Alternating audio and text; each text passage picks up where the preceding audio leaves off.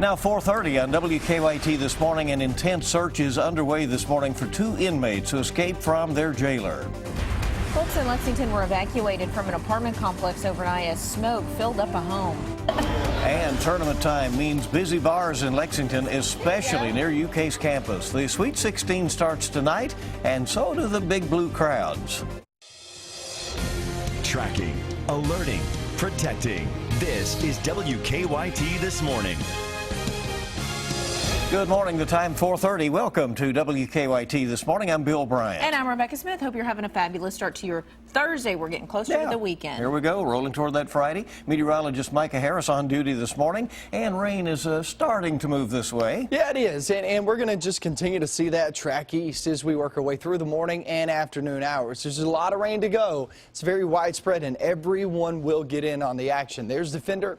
You can see some of the heavier bouts of rain really back toward the west. You got to head towards Simpsonville and go towards Shelbyville too. Look at Frankfort. Not really getting in on the mix just yet, but you will start to see some rain push on in. Owenston heads up. Here comes some rain for you guys too. Current temperature sitting there in the 50s to 60s, but I want to show you this. Look at Covington at 48 degrees. That cool air will start to sink in very rapidly as we head throughout the afternoon at 52 degrees. So we already hit our high today. It only goes down from here on out. I'll show you the latest forecast coming up. All right, we'll see you. Let's get to the news. This morning, Kentucky State Police are trying to track down a man who they say fired shots at an officer. We're told a state trooper was trying to issue an arrest warrant for 34-year-old Matthew Grider yesterday afternoon. Police tell us at some point both the trooper and Grider fired shots at each other near Sand Knob Road. The officer was not injured in the crossfire. Right now, we do not know Grider's condition. Police do consider Grider to be armed and dangerous. They're asking anyone living in the area to be careful. They describe him as 6'1" with brown hair, last seen wearing a gray cap, a tan shirt, and jeans. New this morning, Lexington police are trying to find an inmate who walked away from prison. 36-year-old inmate Timothy Day walked away from the Blackburn Correctional Institute about 9:30 last night. Blackburn representatives said Day was serving a 15-year sentence for 2 burglaries out of Meade County. He would have been eligible for parole in May of 2017. Well, new this morning, folks here in Lexington were evacuated from their homes overnight. It happened around midnight at an apartment complex on Pimlico Parkway. Fire crews say a woman burnt food on her stove and tried to extinguish the smoke with wet towels. Smoke filled up the apartment, damaged the kitchen. No one was displaced and no injuries were reported. Firefighters say there was not a working smoke detector in the apartment. New this morning, Lexington police tell us that a man was stabbed during an argument. That happened last night about 11:30 on Ward Drive near Winburn Drive. Police tell us 2 roommates had a disagreement that apparently led up to the alleged assault. One man is suffering from non-life-threatening injuries. Israel Rees was arrested and is charged now with assault and evidence tampering. Well, the man accused of kidnapping and raping a woman is now waiting for his sentence. A jury returned a verdict around 8:30 last night on Perico Coffey, finding him guilty on all counts. Coffey is charged with kidnapping, rape, sodomy, and robbery. Police say Coffey kidnapped a woman from the Speedway on Versailles Road back in December of 2013. The victim was able to escape and get help. Each count carries a penalty between 10 and 20 years. New this morning, a father is behind bars after police say he shook his 8-month-old son. 32-year-old Sean Wilson was arrested overnight and charged with second-degree criminal abuse of a child. The baby is being treated in intensive care at UK Hospital this morning and is suffering from multiple injuries. Wilson told police that he shook the baby out of frustration because the baby wouldn't stop crying, possibly due to teething.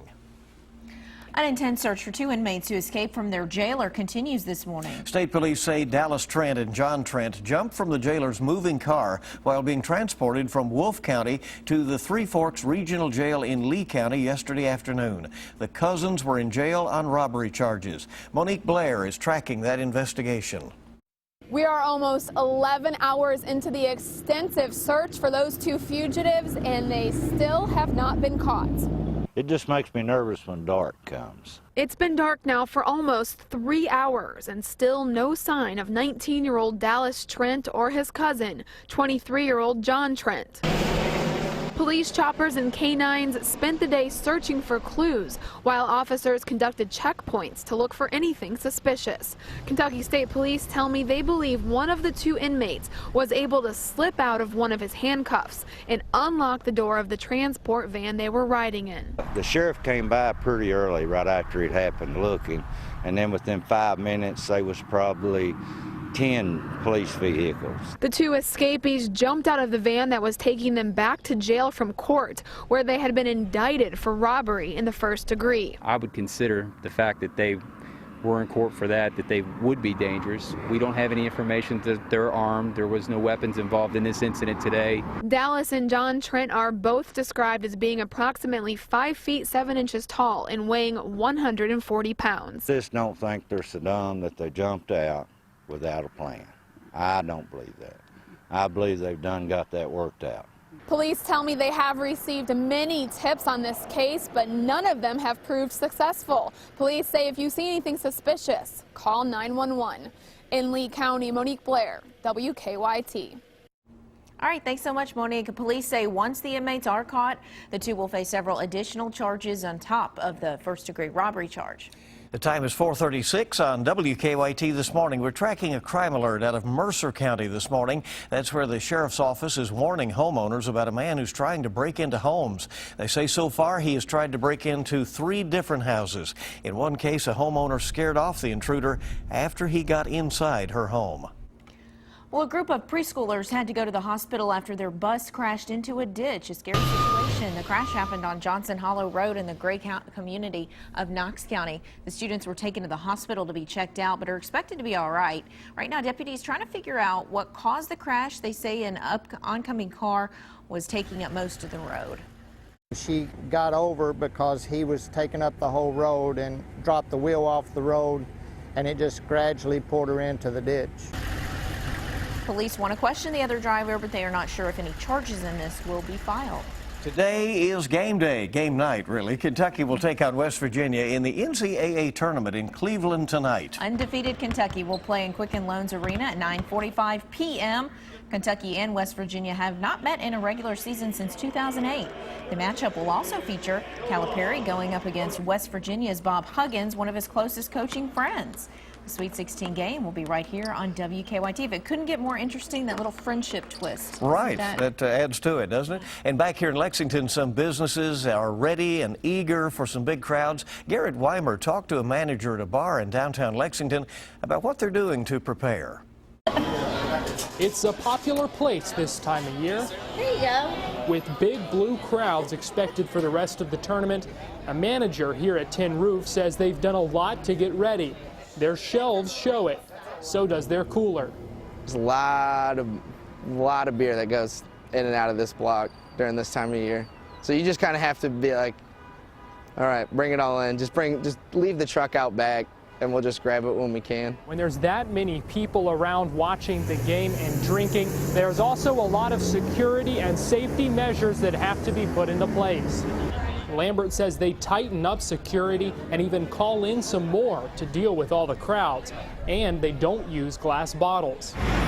Safety is also a message firefighters are spreading to students.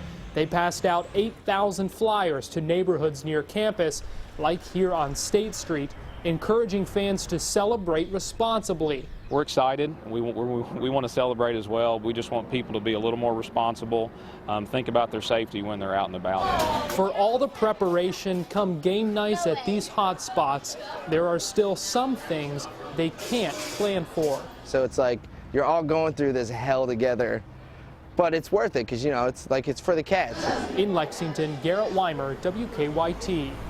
All right, Gary, thank you. Firefighters also asked students living in those areas near campus to remove any furniture from outside of their property before tonight's game. It's going to be exciting. Yeah, let's hope we can say no furniture was harmed in the making of this championship, right? It'd be a good thing, although, you know, you hope you get the championship, right? Okay, it is 4:39. WKYT this morning is just getting started. It's nice to have you along. Well, kids are bound to get bumps and bruises as well as cold and flus, but when is a medical mishap an emergency? Moms Every Day has a guideline coming up. We have some showers with a few rumbles of thunder back toward the west. A lot of that's going to be tracking toward the east. And when it does, it brings in some really chilly air. And I'll show you the latest forecast coming up.